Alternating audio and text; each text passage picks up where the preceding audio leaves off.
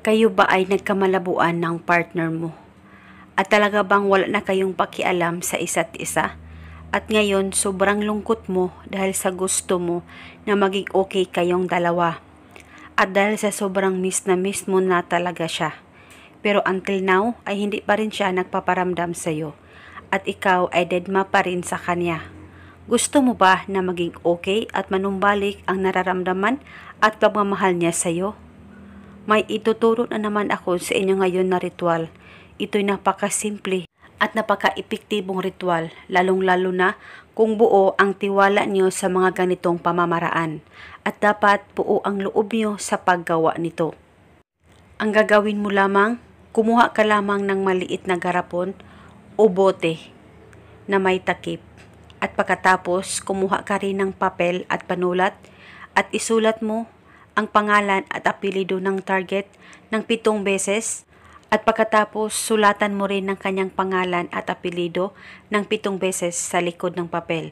Dapat susulatan mo ang harap at ang likod ng papel ng 7 beses ng tunay na pangalan at apelyido niya. At pagkatapos ay itupi mo itong papel kahit 3 tupi at ilagay o isilid ito sa garapon o sa bote na inihanda mo. At pagkatapos, kumuha ka lamang ng maliit na sibuyas at hiwa-hiwain mo ito at pagkatapos isilid o ilagay ito sa garapon o sa bote na inihanda mo. Dapat yung bote na gagamitin mo ay medyo malaki-laki po ang bibig nito at pwede ito unti-untiin ang paglagay ng sibuyas at dapat ilagay nyo po lahat sa bote o sa garapon ang isang sibuyas na hiniwa nyo. At pagkatapos ay lagyan mo ito ng suka kahit kalahati po sa bote o sa garapon na ginamit mo. At nang malagay mo na ito lahat, hawakan mo ang bote o ang garapon, mag-focus ka, mag-concentrate at hilingin mo kung anong gusto mong hilingin para sa relasyon ninyong dalawa ng partner mo at lahat ay hilingin mo.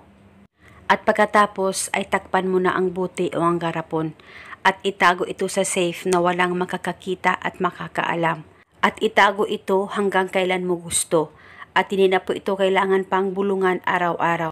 At sa lahat po ng namumblema sa kanyang karelasyon, ay pwedeng gawin mo itong ritual at ito ay makakatulong sa inyo basta buo lamang ang loob nyo. At ito muna sa ngayon, maraming salamat po sa panonood. May God bless.